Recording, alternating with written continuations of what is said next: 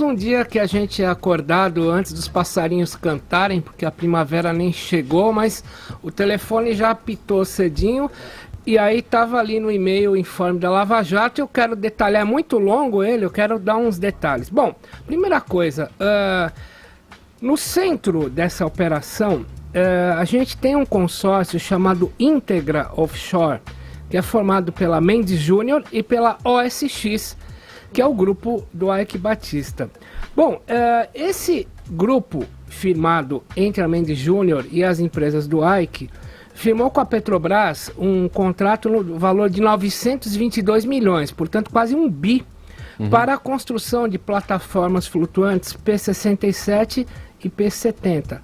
Detalhe da Lava Jato: essas empresas do consórcio Mendes Júnior, Eike Batista, no contrato de quase 1 bi com a Petrobras, diz a Lava Jato que o consórcio não tinha tecnologia para construir as sondas flutuantes. Portanto, golpe. Vamos avançando, e aí é citado nominalmente aqui o ex-ministro José Dirceu. Ele aparece de novo na Lava Jato, nessa fase de hoje, como tendo... enquanto ministro-chefe da Casa Civil, intermediado favores para esse consórcio. Vale lembrar, o consórcio que não era capaz, segundo a Lava Jato, de prestar um serviço de 1 bilhão. Bom, por que o Eike Batista não foi preso? Porque, segundo a Lava Jato, o Eike Batista fez uma delação premiada, dizendo que, de contrapartida, o ex-ministro Guido Mantega teria pedido 5 milhões de reais para honrar uma dívida partidária do PT. Por isso a Polícia Federal foi no Hospital Albert Einstein hoje, onde ele estava acompanhando a esposa, e prendeu o Guido Mantega. Muita coisa vai rolar ainda hoje. Essa operação está se decorrendo em vários estados do Brasil. Para mim, a surpresa é que o Zé Dirceu aparece num conluio com o Eike Batista, coisa que eu não tinha visto antes dessa forma. Talvez hoje a gente entenda, porque nos áureos tempos, quando o Lula tinha 83% de preferência pública, ele adejava como um pássaro pelas terras do Eike Batista lá no Rio de Janeiro, e o Eike mostrando seus portos, etc. Eu acho que hoje isso fica um pouco mais evidenciado. Eu acho que tem uma questão que todo ouvinte se pergunta, da legalidade ou não de você ir pegar uma pessoa num hospital. Acho que é uma coisa que o Morning Show tem que trazer à tona, né? É porque se fala, né, isso também, né, da situação em que ocorreu a prisão, né, no momento em que ele acompanhando a mulher, passando, não sei se por uma cirurgia, ela está internada no hospital com câncer, isso a gente sabe que ela passa por um tratamento de câncer. A prisão se dá num momento como esse. Quer dizer alguma coisa, Ellen? Na verdade, só um complemento ao que o Tonholi está falando. Quando a Operação Lava Jato chega ao ministro Guido Mantega e em essas relações dele com as empresas X, a gente está falando aí de uma política que vai abrir fortemente o caixa do BNDES, porque é a política dos campeões do Brasil, que foi desenvolvida pelo Luciano Coutinho à frente do BNDES, que tinha como política incentivar empresas brasileiras que o governo apostava naquele momento.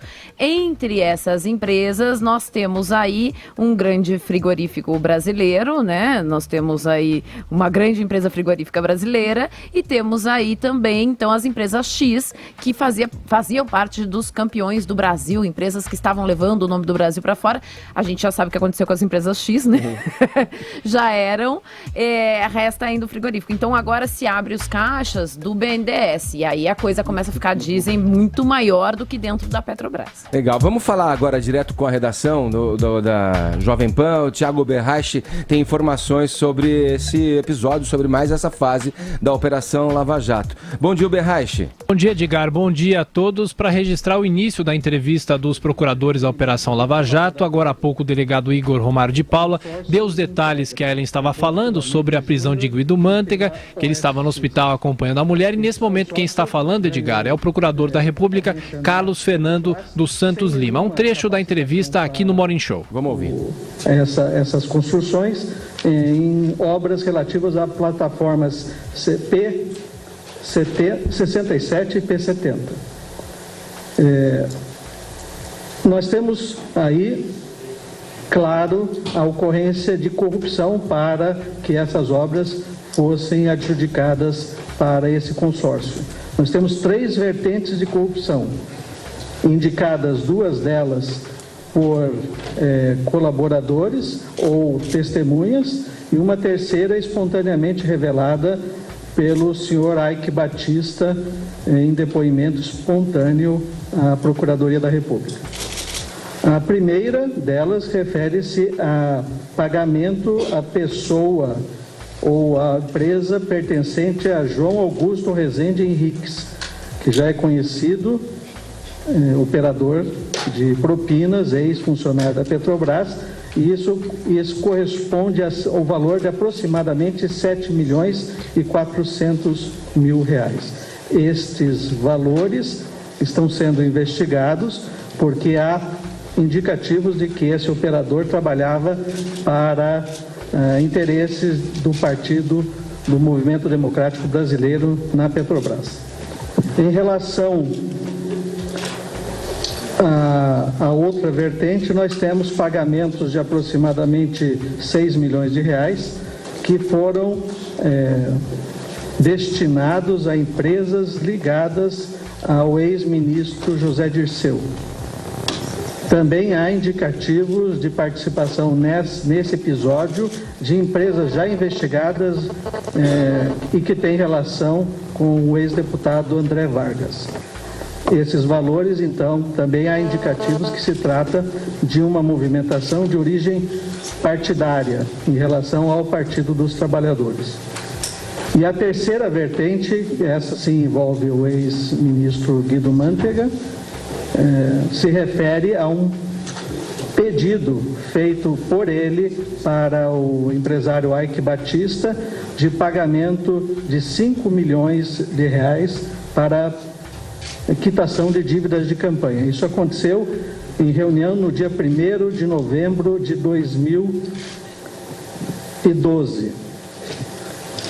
Efetivamente, não estávamos em período de doações eleitorais e a combinação passou pela operacionalização desses valores no exterior mediante contrato com objeto falso entre empresa de Ike Batista e empresas do casal Santana. Essa operação foi especialmente operacionalizada por Mônica Santana. Foi repassado o valor de $2.350.000 entre a empresa Golden Rock de Ike Batista e a Shell Bill, que nós já conhecemos como empresa de Mônica e João Santana. Então, estes são basicamente os fatos envolvidos nesta operação. As conduções e as prisões temporárias, as buscas e apreensões eram necessárias, estavam há muito tempo deferidas e não havia como prever o infortúnio de estar a pessoa de Guido Mantega hoje no hospital. Esse é um fato que realmente escapa de qualquer possibilidade de conhecimento prévio. E qual estamos abertos a qualquer questionamento a respeito dos fatos envolvendo esta operação de hoje.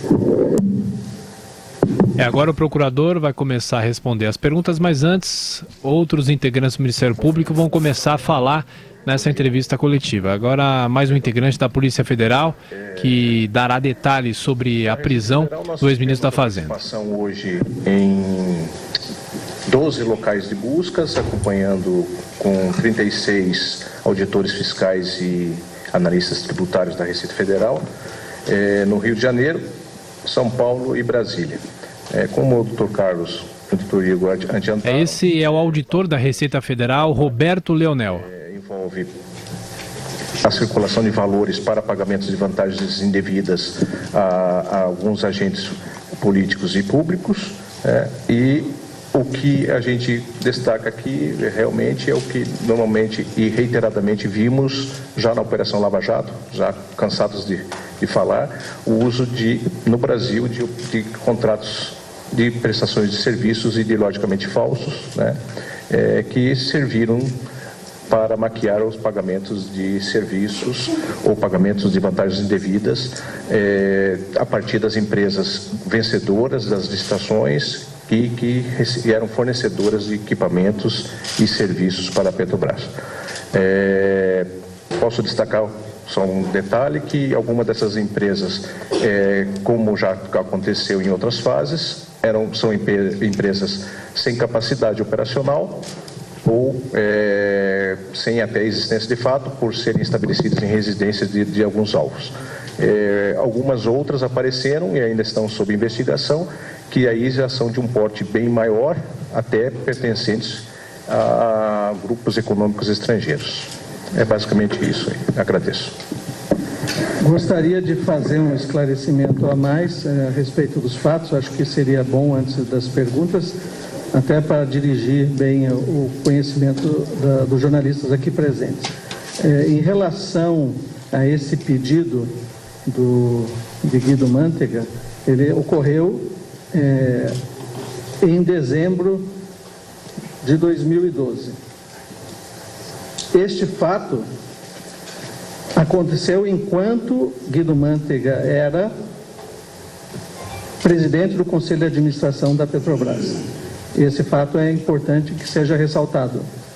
E também aconteceu pouco antes da liberação do primeiro pagamento de valores relativos a essas obras em plataformas. As obras, na verdade, a reunião foi em 1º de novembro, desculpe, não em dezembro, e a liberação de valores foi dia 29 de novembro. Essas coincidências é que ligam, neste momento, a investigação à Petrobras, efetivamente, esse pagamento com relação a essas obras nas plataformas contratadas com esse consórcio Integra. Bom, agora os procuradores começam a responder as perguntas dos jornalistas nessa entrevista na sede da Polícia Federal em Curitiba, detalhando essa operação de hoje. O Ministério Público Federal informou que Guido Mantega teria pedido a Eike Batista 5 milhões de reais para a quitação de dívidas de campanhas. Essa informação foi passada pelos procuradores e, claro, o nome da operação Arquivo X é uma referência às empresas de Eike Batista. O procurador Carlos Fernando Santos Lima, ouvindo a questão, a primeira pergunta feita pelos jornalistas, e na sequência ele começa a responder as questões. Uma medida especificamente contra ele hoje, apenas buscas na empresa, mas queria falar um pouquinho mais sobre o Eike Batista, se possível. Obrigada.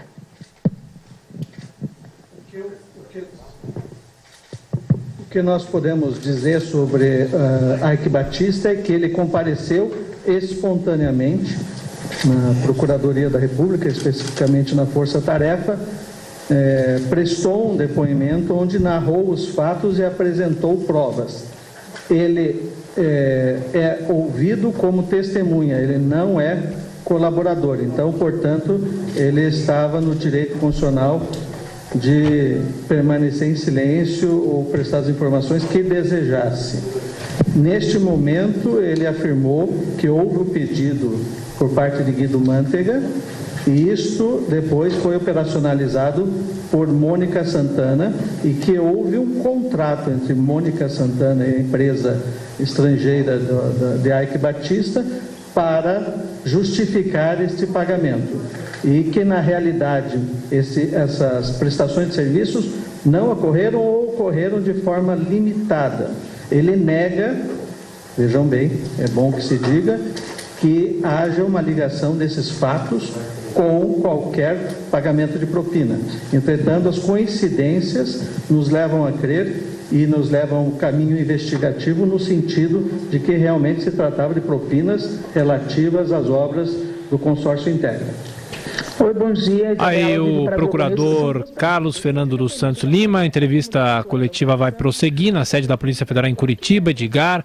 Aliás, o Tonholi falava, agora há pouco no Jornal da Manhã, sobre a delação de Eike Batista e a consequência da prisão tem a ver com a delação dele, não é, Edgar? Sim, a gente acompanhou alguns detalhes dessa entrevista coletiva concedida pelos procuradores, pelo Ministério Público e a Polícia Federal, dando detalhes sobre essa 34ª operação da fase da Operação Lava Jato. Obrigado, Uberreich. A gente volta já, Edgar.